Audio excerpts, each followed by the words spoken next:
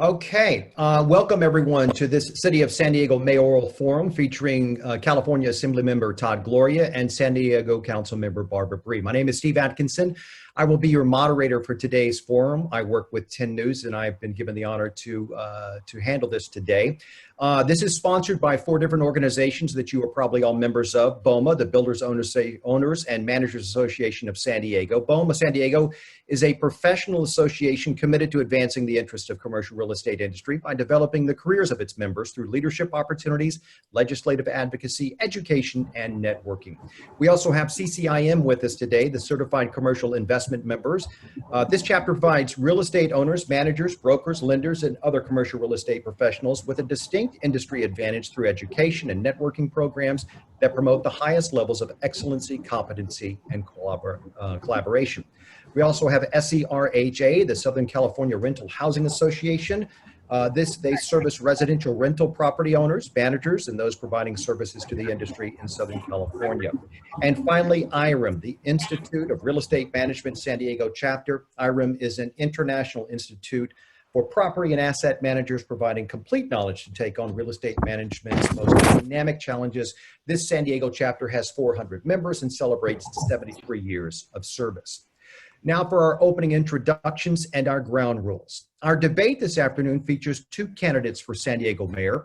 Barbara Bree is the current San Diego City Council member, pro tem president representing District 1. She serves as chair of the Budget and Government Efficiency Committee, as vice chair of the Rules Committee, and the Committee on Public Safety and Livable Neighborhoods. Mrs. Bree has worked in the tech industry as an educator and a business journalist. Welcome, Barbara Bree. Thank you. Thank you for being here today. I do want to let anybody know that if you're on and for some reason your audio is up, if you could turn that off, that would be great. Todd Gloria has served in the California State Assembly since 2016. He currently serves as House Majority Whip. Gloria began his career at the county's Health and Human Services Agency. He later went on to serve 2 terms on the San Diego City Council representing District 3. In his role as council president, Gloria served as interim mayor of San Diego in 2013. Welcome, Todd Gloria. Thank you for being here today. Thanks for the opportunity, Steve.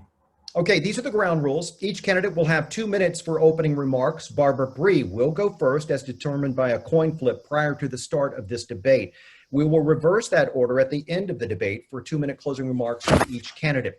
I will ask a series of questions throughout the debate. These questions were solicited by members of the sponsored organizations mentioned previously and determined by the Mayoral Forum Committee.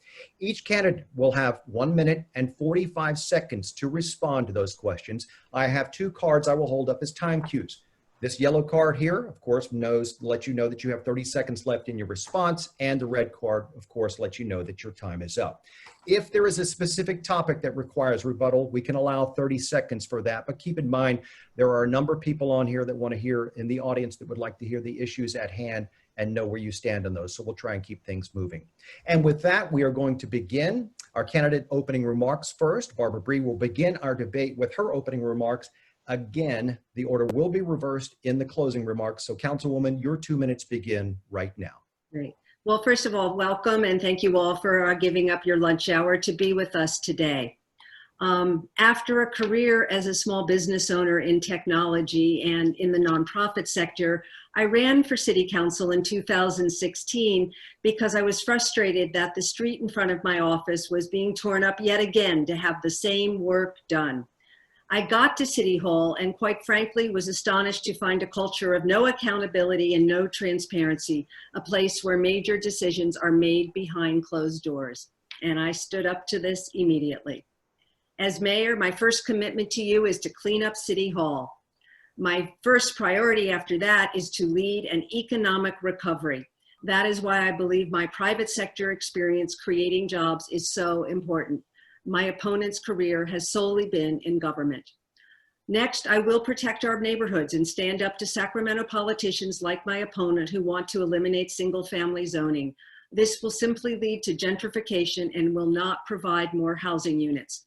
I will continue to promote growth along transit corridors and smart developments like 3 routes, where the Mira Mesa community was able to negotiate substantial community benefits with the developer, something they wouldn't be able to do if the state took away local control of land use.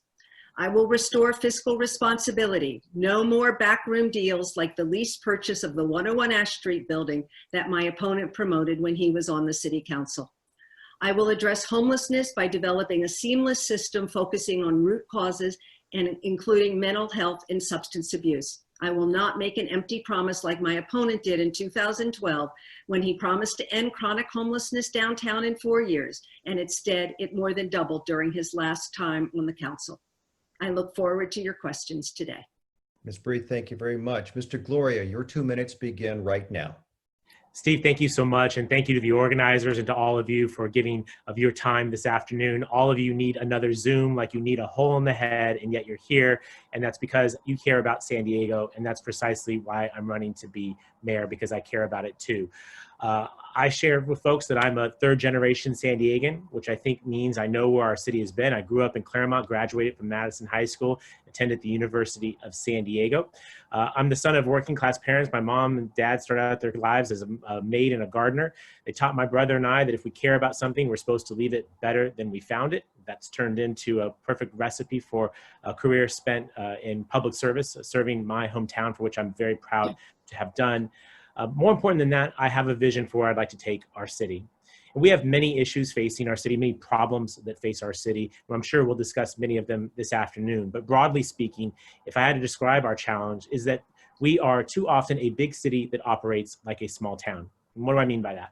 Well, we are the 8th largest city in the United States, but we have the 5th largest homeless population in the United States. We are spending more than we ever have on this particular problem, but it does not seem to be getting better. In fact, I think most of you would say it is getting worse. I would refer you to today's paper describing the most recent bad decisions by City Hall with regard to a navigation center for our homeless that has become a failure less than a year after commencing its work.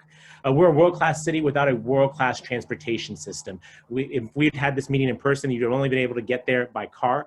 We should have more choices when it comes from getting from A to B. And I would give you the example of our light rail system and our airport being literally next to one another and yet not connecting, for, again, an example of that small town thinking in a big city. And lastly, our housing affordability crisis is a threat to our city's prosperity and to the future of our community. As mayor, I'll make it a priority to work on making sure that there is housing that is affordable to working and middle-class San Diegans. This has to be a priority. It is a difference in this race. I look forward to talking to you more about it this afternoon. You guys are very good on time. Thank you so much for that. Okay, our first questions now. Thousands of San Diegans are struggling financially as a result of the COVID pandemic. Many are facing very difficult decisions when it comes to feeding their families and, of course, paying for their rent. As mayor, if you were asked to veto a decision to extend the eviction moratorium, which currently expires December the 30th, how would you respond to that? Ms. Bree, we will start with you. You have 1 minute and 45 seconds starting now. Yeah, so first of all, I supported the first eviction moratorium. We were in a crisis. I opposed this extensions. Quite frankly, what renters need is cash to pay the rent. The moratoriums simply, extend the time. At the end of the moratorium, tenants are still going to have to pay the rent. They need direct financial relief from either the state government or the federal government to be able to do that. Otherwise, what they're simply doing is accumulating more debt, which they're going to have to pay off at some point. And I view an unfunded eviction moratorium as both a cruel hoax and a political stunt. And so renters who think they're being protected now will find out later that they have thousands of dollars in unpaid rent, their credit ratings are destroyed, and they will still face eviction.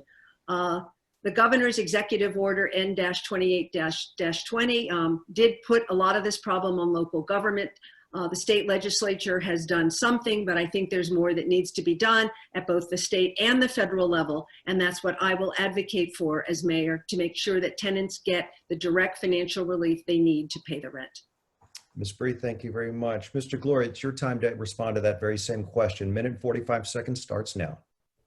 So I support the city's eviction moratorium, and I voted to support the state's moratorium in the legislature. I think the city has done actually a good job on this. Before others were doing model ordinances. They were asking for proof of COVID impactedness, requiring that tenants reach out to the property owner to try and negotiate over this issue. The state has tried to take a similar approach. The statewide moratorium is in position until roughly February of 2021. This is a piece of legislation I voted for in our waning days of our legislative session. This was after we attempted to pass legislation that would have put a pause on some consumer debts, including mortgages in California during the public health crisis. And I support continuing to extend this moratorium for as long as we have a public health order that is asking people to stay at home in order to protect their health of themselves and their loved ones. It's difficult to put people out on the streets when we're telling them that being home is where you are most safe. Now, it does bring up the issue of unpaid rent, and it does place property owners in a difficult position of having to continue to pay their mortgages. The state has done what we can with state chartered banks to demand mortgage relief for mortgage holders.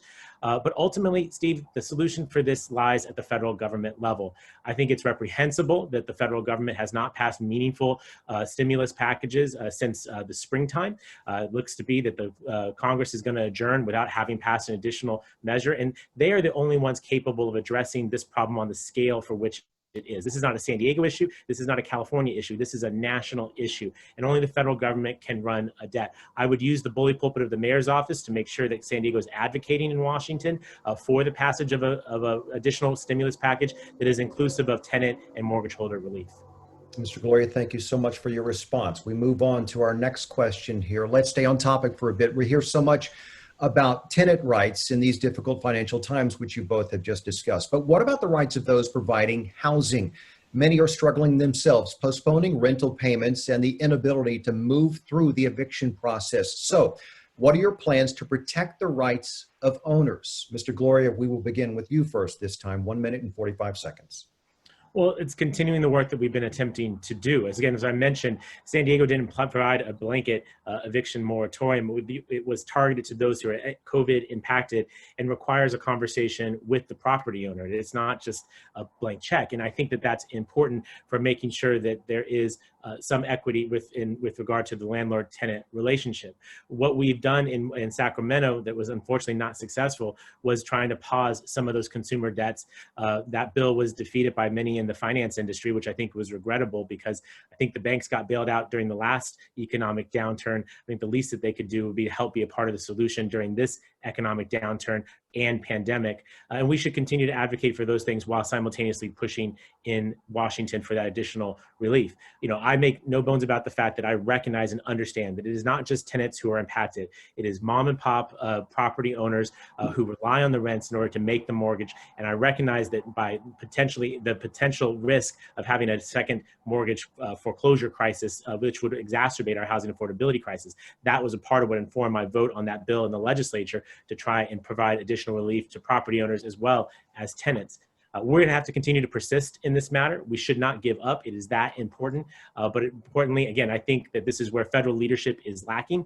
And there's a reason why we made the eviction moratorium go out until February of 2021. It is our sincere hope that we'll have new leadership in Washington that is capable of bringing people together and actually helping to solve this issue. Mr. Gloria, thank you. Ms. Bree, response to the very same question. You can begin now. Right. Yeah, so as you heard, I voted for the first eviction moratorium in the city of San Diego, but did not support the second two because I understood the empty promise that it was. And I understand that unfunded eviction moratoriums have put landlords in a terrible position. You still have to pay the mortgage. You still have to pay to maintain your property. And a funded eviction moratorium is the only way to meet the needs of both tenants and property owners.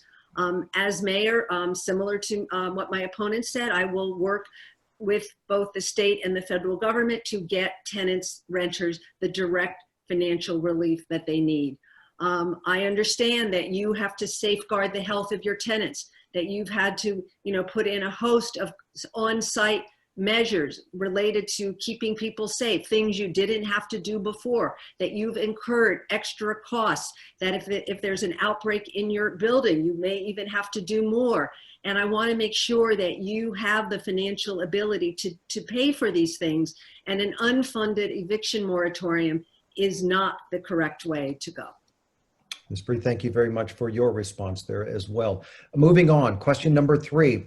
San Diego is a popular tourist destination, so naturally vacation and short-term rentals are popular here as well. However, as we know, they have become a polarizing subject for San Diegans. Little has been done by city officials to please both those seeking their secondary income off their property and, more importantly, those adversely affected by house parties from vacationers that are bothersome to their neighbors. What would you do as mayor to address this problem? Ms. Barbara Bree, we will begin with you here. Thank you. This is an important issue, and it's an issue on which my opponent and I disagree. He thinks we can regulate this industry. This industry is illegal in our neighborhoods. That is according to a memo from our city attorney back in March in 2017. They are simply illegal in residential neighborhoods. And we're talking about at least 16,000 single family homes, plus an untold number of apartments, at least over 1,000. Housing units worth over $1 billion that are not available to be lived in by San Diegans. At the same time, we have a legal hotel industry that is devastated right now. And I think we should be doing everything we can to protect our legal hotel industry and at the same time protect our neighborhoods. Neighborhoods are for residents to live in, either as renters or owners. They are not for tourists. I love tourists, but tourists belong in hotels. My opponent has taken a significant amount of money into the committees that are supporting him, the special interest dark money, a lot of it from the short-term rental operator world.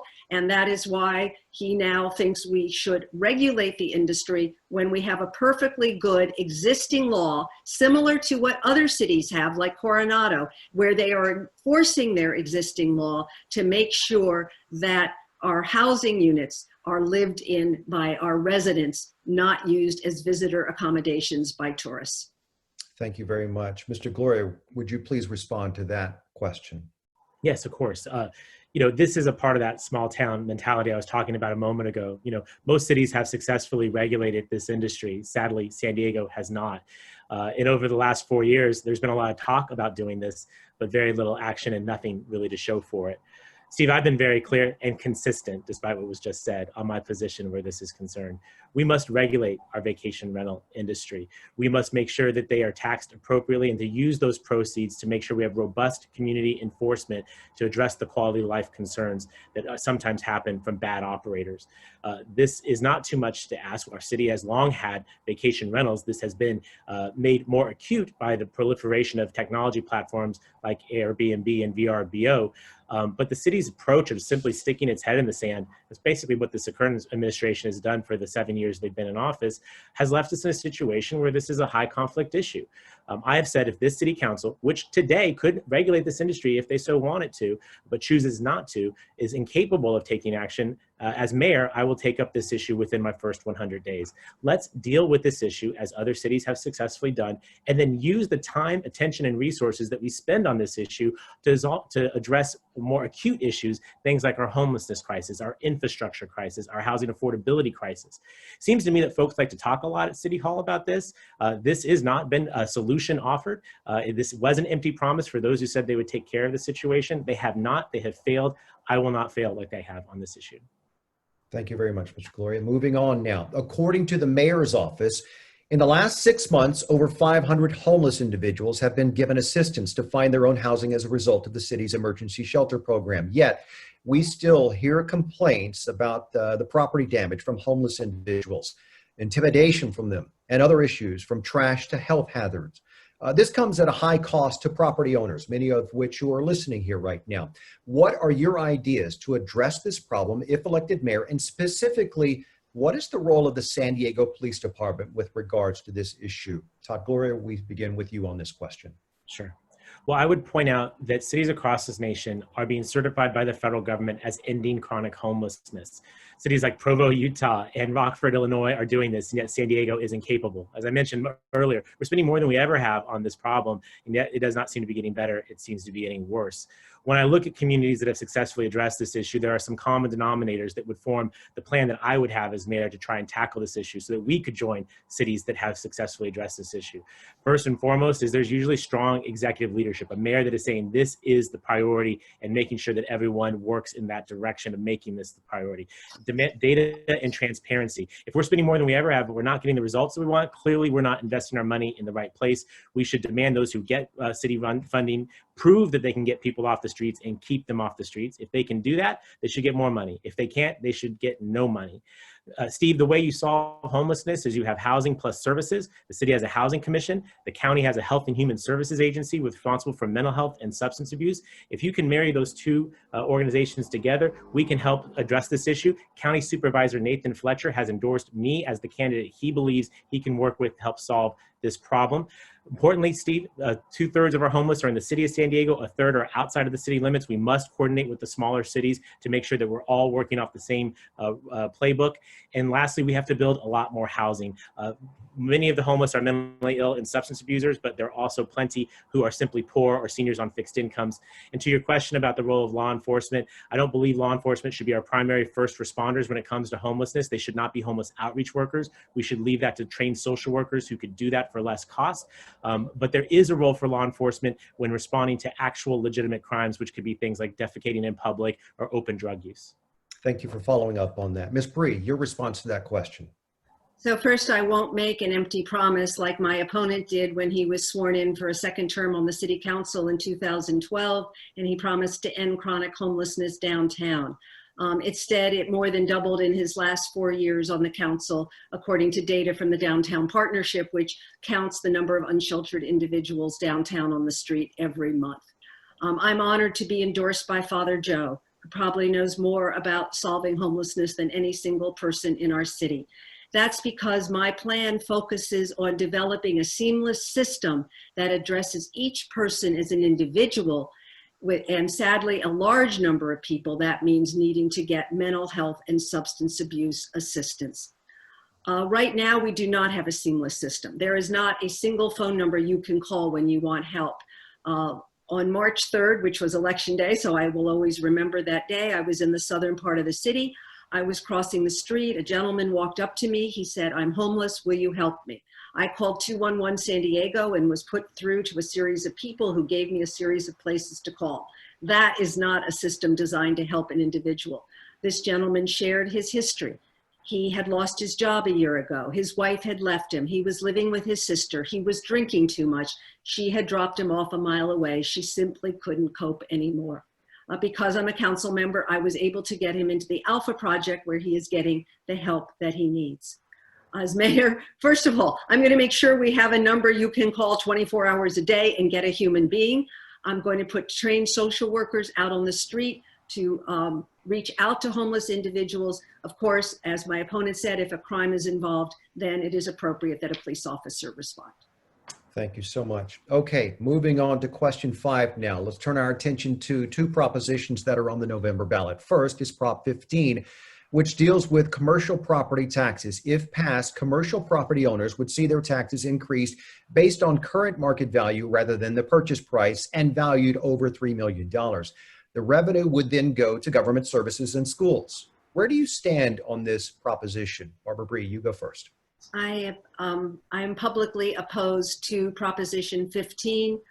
To pass a tax like this during a pandemic will simply hurt small businesses. I understand that all these leases are written so that any increase in property taxes is simply, the renter, the tenant, the small business simply ends up paying for it. So I have publicly said many times, I will be voting no on Proposition 15. Okay, clear enough. Mr. Gloria, your response to the same question. Yes, so we have twin challenges here, Steve. Our schools are currently closed.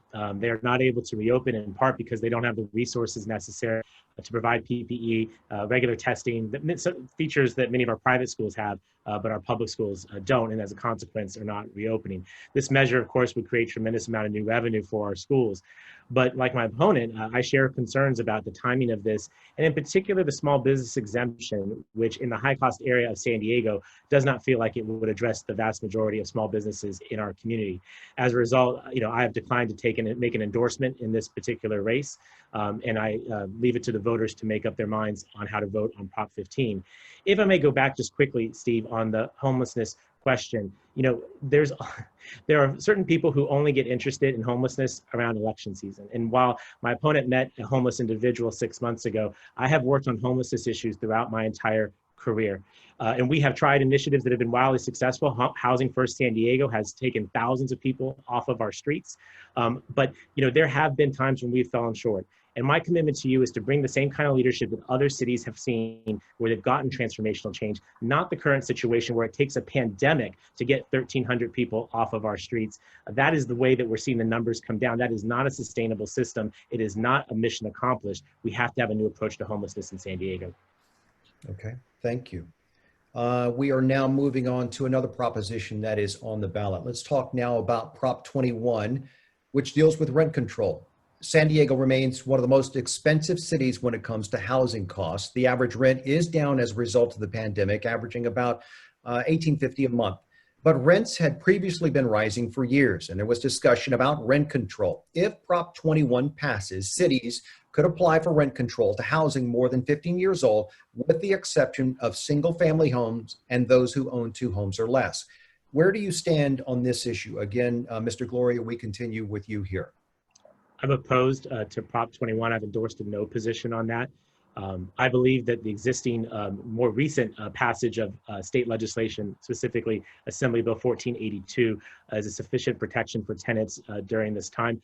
So I have historically opposed rent control and opposed Prop 21.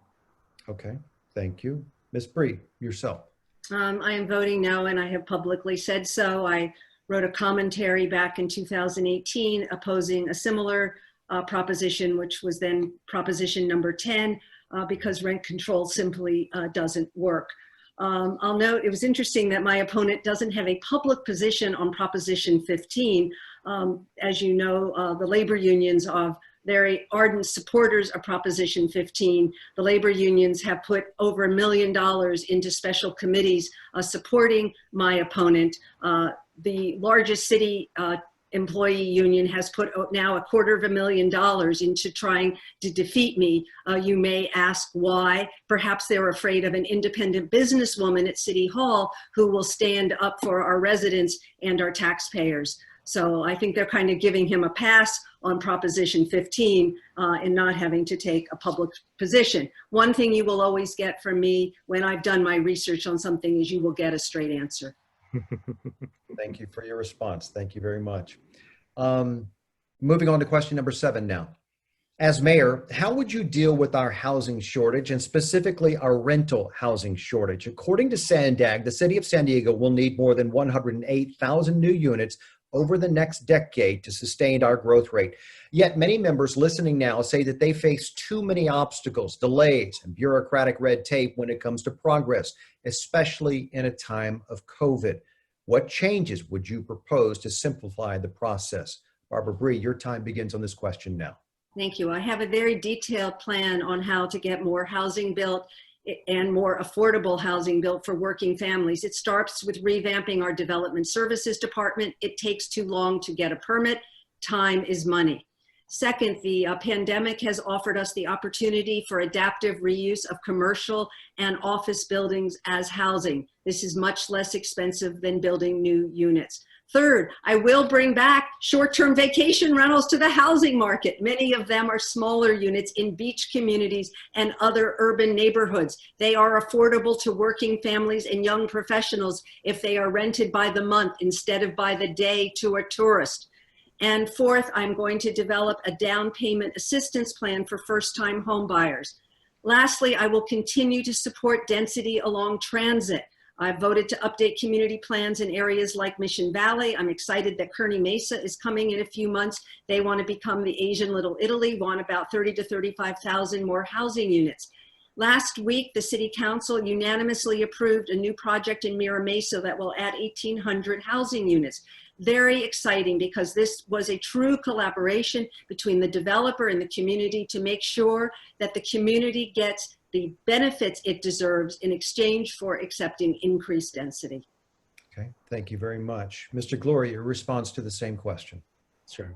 Well, I think it starts with a culture shift at the city, and specifically in development services, to a customer service oriented attitude, a culture of yes rather than the reflexive no that too often is shared with those seeking to permit new projects in our community. I think that culture of no is one that could be deadly for our local economy. A no could be the difference between a business holding on or going out of business. A no could mean whether or not you have 5 employees or you have 10 employees. I'm interested in making sure our economy gets back on track, and so we will need a different culture at City Hall. Certainly not the one that is has pervasive low morale, which has been a hallmark of the existing administration in San Diego. I think beyond that, we must continue to update community plans. I would note that many of our city's community plans are decades and decades old. As a consequence, there is not a consensus on where new projects must go, and often results in discord, in anger, frustration, litigation, and the inhibiting of more housing development. I believe that we should have a housing agenda that is focused on building more housing for the working and middle class, those who earn too much to qualify for any of the programs the city offers, but who do not earn enough to be able to move into any of the luxury housing that is so often being built in our community. We can do that by having a middle income housing expedite program. Affordable housing developers get to have front of line privileges at City Hall. Middle income folks should have the same. We should have a middle income housing trust fund to help make these projects pencil and get them into the ground and under construction. And we should make better use of our city's owned land to make sure that we remove the land costs and actually allow the savings to be reflected in the rent. Lastly, I'll tell you one thing I won't do. I won't trade in the kinds of rhetoric that Donald Trump uses to terrify neighborhoods when it comes to new housing development. Sadly, my opponent has parroted many of his language. You will not see me do that because it's counterproductive to actually expanding the amount of housing that we need to maintain our quality of life. Thank you very much. My next question is very related to it. And I think, Ms. Bree, you actually kind of answered that. I was going to ask about the best solution on making housing more affordable. Maybe you can address that a little bit more, or maybe you can go back to the question that I had previously, where I talked more about the frustration and the red tape that some of the individuals listening here are dealing with right now in a time of COVID. I'll let you answer that how you wish, but I do want to begin this question either way, either housing affordability for San Diegans or the frustration with the red tape that many people listening here are dealing with right now. Mr. Gloria, we begin with you on this question. Absolutely. Yeah. I mean, again, I was sort of addressing that a moment ago with explaining that this culture of people being unwilling at City Hall to make a decision, right? The culture of low morale that basically encourages people not to make decisions and for things to have to get bumped up to supervisors and department directors. That lag time is money, that's cost. And what we have to do is empower city employees. And what I would intend to do is to tell them very specifically, if you follow the law and use common sense, I will have your back. I want you to make decisions. I want to work to create performance indicators that actually would help us to measure the work of employees and making sure that those who are not being productive are held accountable. I think it requires a change in culture. Again, one that is positive and saying, I will support you, I will have your back, while simultaneously saying, here are your high expectations that we expect you to meet. After that, there are many regulatory policies that need looking at. In my experience, no policy is perfect on day one. It often needs revision. Many of the rules around land use development do need a look at. And importantly, in the context of where we find ourselves today, Steve, where the real estate market has been upended by the pandemic, where commercial and office properties may need to see a future life as residential housing, the city should be in the business of helping to facilitate that. Many of the folks on this Zoom know what a vacant property can do to a community, and the city knows probably better than most how detrimental that is to neighborhoods. We should be proactive in the effort to make sure that these projects cannot stay vacant for too long, and to the extent possible, convert to help us solve our housing affordability crisis. But Steve, at the end of the day, there is leadership, there is regulation, but there's also a need for a change of culture at City Hall, and I think every developer on this call knows that.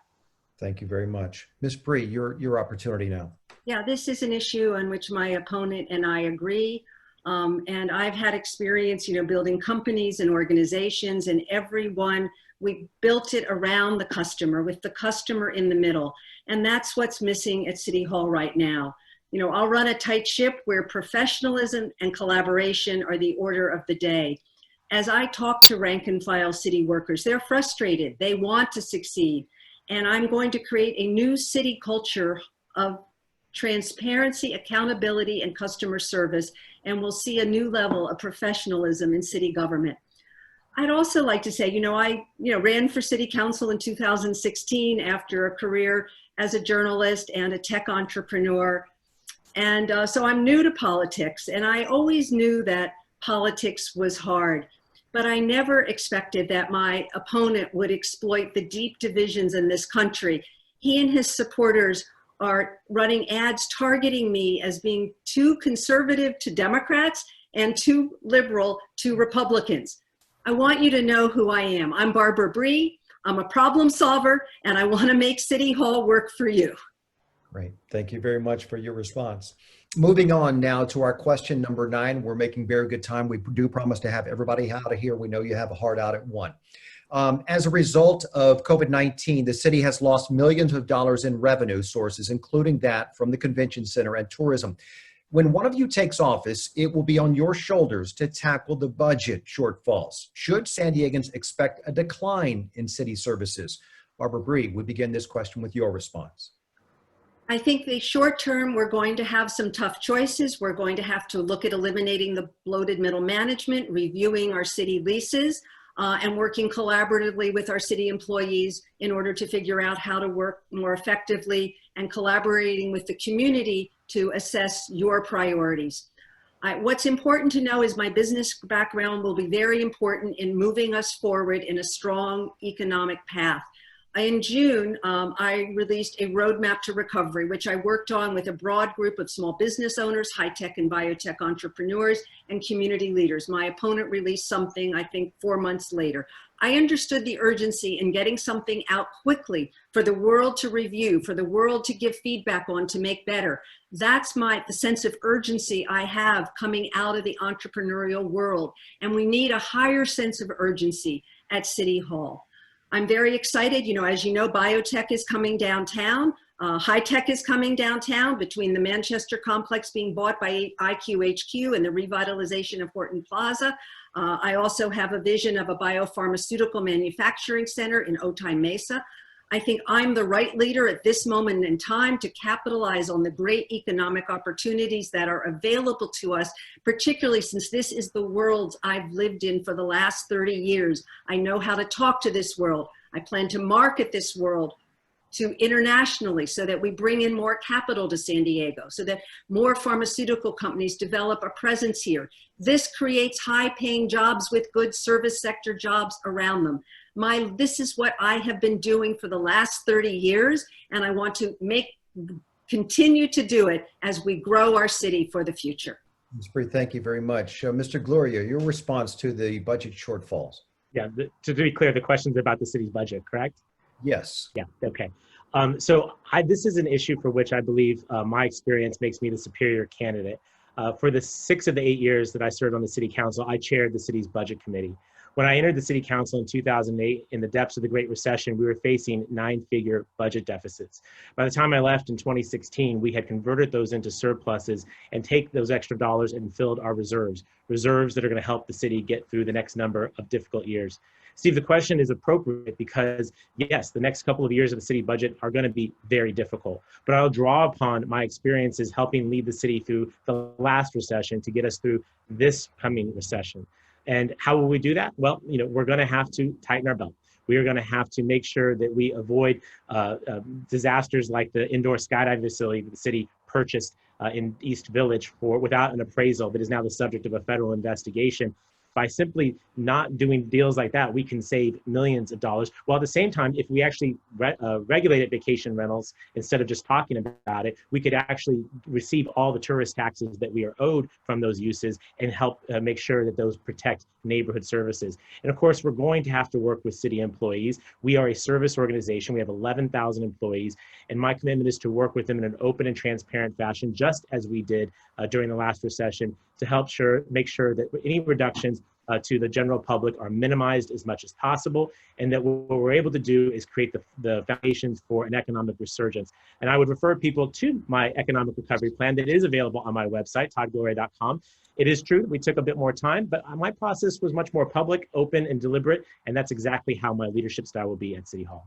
Thank you very much for your response. Moving on to question number 10, you mentioned the skydiving. Then we also have either of you will inherit the debacle that has become 101 Ash Street. San Diegans are beyond placing blame, and instead they want a solution to this problem and a guarantee that something like this will never happen again. How will you address this issue the day that you step in office? Todd, Gloria, we begin with your response first. I appreciate the idea and focus on actually solving this problem.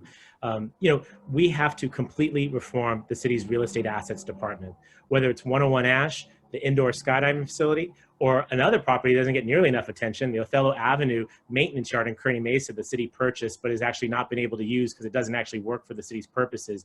You see a pattern in practice over the last 4 years by this administration and city leaders like my opponent to invest in multiple bad real estate deals that are not working well for the taxpayers. What do? Well, we got to reform the agency that is responsible for this because clearly it's not working. As a city council member, I was told that 101 Ash Street was a building that was in good condition, that we could move into immediately, and that would save the city $40 million. None of those things proved to be true. That is why we have to have a wholesale change in the folks that actually work on these issues.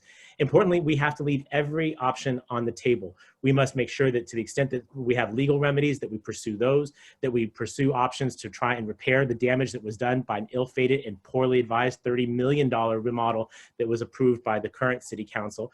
We have to explore potential divestment of this property if it does not make sense for the city's purposes. Ultimately, Steve, this is an urgent question because despite the fact that city workers are not in 101 Ash today, the fact of the matter is they were moved into buildings that are in worse condition than 101 Ash.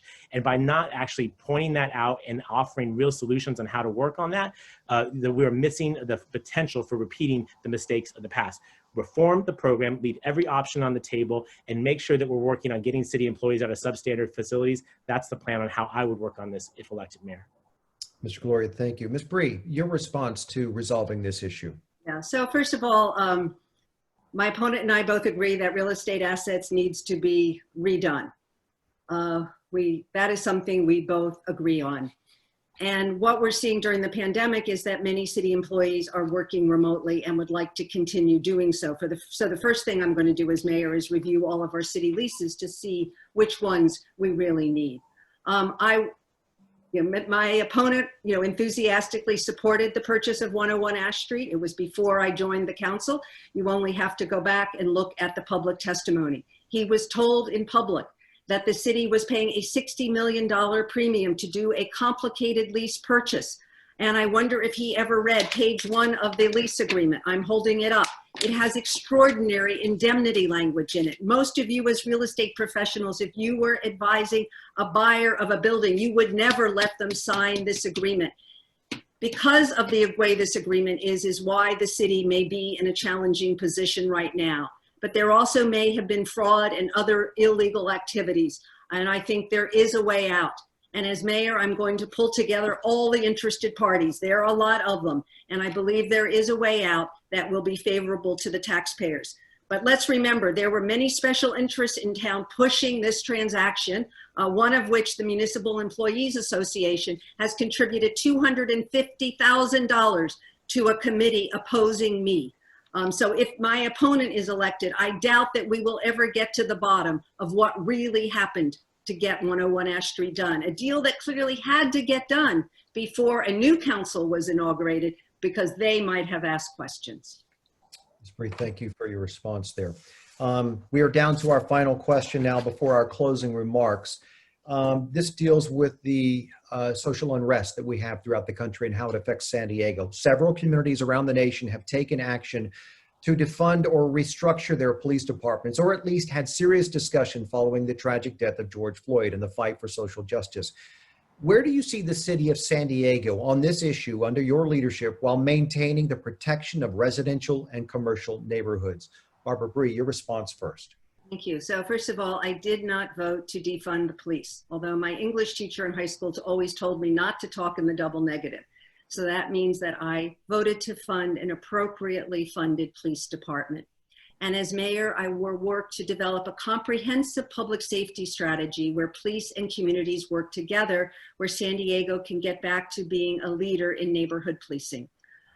We ask police officers to do things they aren't meant to do, trained to do, or want to do in areas such as mental health and homeless outreach. And there we need to have a different kind of person responding to a call. At the same time, we need to hold bad police officers accountable.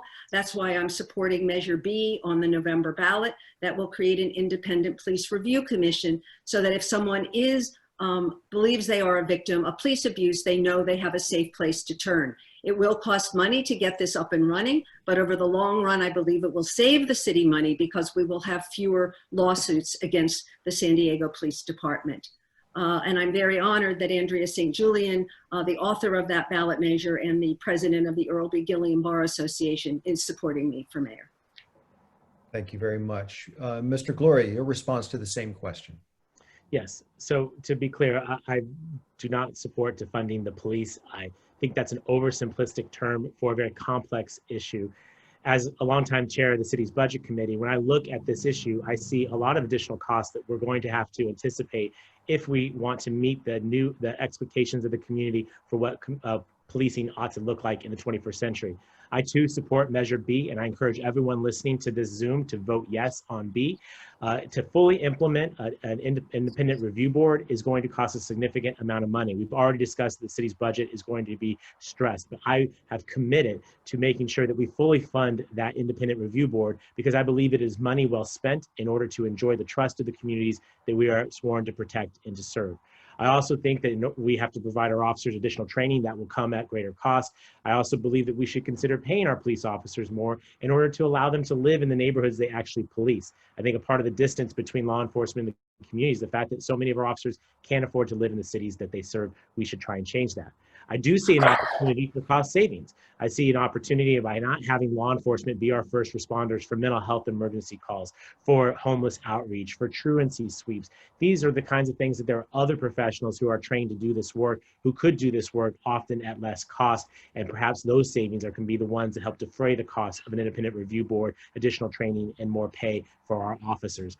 Ultimately, Steve, this is a challenge that we must meet head on. We should not wait until we have our own Minneapolis or Louisville here in San Diego. I will be proactive in making sure that San Diego becomes once again a national leader on policing. And I believe that the endorsements that I've received in this race from people on both sides of this issue of police reform, who all see me as being the best candidate to be the next mayor, means that that's not just talk, that's something I can deliver on. Thank you. All right, we have come now time for our closing remarks. It's each candidate again. We will reverse the order from the opening statements. So Todd, Gloria, we will begin with you. Your 2 minutes for closing remarks begins now. So thank you all again for tuning in today, for your time and for your attention and for the care that you have for our community. I'm running for mayor because as the son of a maid and a gardener, two people who worked hard to buy a home in this community, they put their 2 kids through college, my brother and I, the first in our family to ever to go. I think about the story that I lived, of the opportunities this city has given to me. And I think about the fact that in 2020, it is hard, we'd be hard pressed to say that a maid and a gardener could ever buy a home, let alone put their kids through college.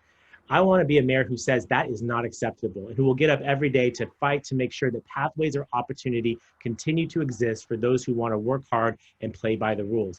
I have a vision that is big and bold enough to make sure there is space here for you and your family. I think that's the only way we can achieve our greatness as a city is if we have a vibrant working and middle class to make our economy run. And I am proud to have had experience that is relevant to the role of mayor, my 2 terms on the city council, my time in the legislature, and I'll remind you all that I have served as the mayor of this city during another crisis when I was called upon. I led the city for 8 months as your interim mayor. I know that I can do this job for the next 8 years with your support. My campaign has brought together the biggest, broadest, most diverse coalition ever standing behind a mayoral candidate. From our Chamber of Commerce, our downtown partnership, our hoteliers and restaurant industries who have been hard hit in this economy, to our labor unions, our city employees, our lifeguards, our firefighters, law enforcement, my colleagues in the legislature, and even half of Ms. Bree's colleagues have endorsed my campaign. So here I'm saying that I have the coalition, the experience, and the ability to get this job done. All I need is your vote on November the 3rd. I humbly ask for your support. Let's quit being a small town. Let's act like a big city that we are. Let's solve the problems that for too long have bedeviled us as a community. And let's do big and bold things that end chronic homelessness, that repairs our infrastructure and addresses our housing affordability crisis. Thank you so much for your time. Mr. Gloria, thank you for being here with us today. Barbara Bree, it is time for your 2 minutes of closing remarks. Begin now. Thank you. Well, it is true that all the special interests in this town, most of them are supporting my opponent. A year ago, nobody gave me a chance of being in the final two. My opponent got the endorsement of the Democratic Party. I'm also a Democrat, and it was assumed a well-funded Republican, whoever it is, they would be in the runoff. But I got through to the runoff, and a recent poll shows that I have a slight lead, a game changer. The special interests in this town, Todd listed many of them, have put in a lot of money to trying to defeat me. They are afraid of an independent businesswoman at City Hall who is only going to be responsible and beholden to you, the residents. I've spent my entire life standing up for others and providing opportunity, and we need a mayor who's going to come up with real world solutions, not make empty promises. As an entrepreneur, I've had to think in new ways my whole life, and the city of San Diego, what's worked in the past isn't going to work in the future. We have to think in new ways. We have to grow the pie. When I started at the Connect program in 1986, I could have counted the number of life science companies on 2 hands, but we grew the pie. Today there are hundreds, and there can be hundreds more. And this is what I've been doing for the last 30 years, and this is what I bring to being the mayor of San Diego. I have released a detailed roadmap to recovery, which we released in June, which is on our website, which talks about my detailed plans. What I believe is that the diversity of my life experiences as a council member, a small business owner, a nonprofit leader, and a community volunteer have prepared me to lead our city. I'm a wife, I'm a mom, I'm a grandma. And as I make decisions, I'm thinking about the impact on our children and our grandchildren because I'm not beholden to the special interests. Please join me in making San Diego work for you. Together we can fix this. I would be honored to have your vote. Thank you very much. Thank you to both of our candidates for being here. We know that your time is incredibly busy. We hope that we got you out of here on time. For all of those who are listening, a reminder, voting begins this coming Monday, October the 5th. There are 29 days of voting this year for your mail-in ballots, 4 days of voting in person if you choose to do that, from October the 31st, the Saturday, through Tuesday, Election Day, November the 3rd. Please do not forget, register to vote if you have not done so already. Thanks to everyone for being here today. We appreciate your time. Thank you. Bye, everyone.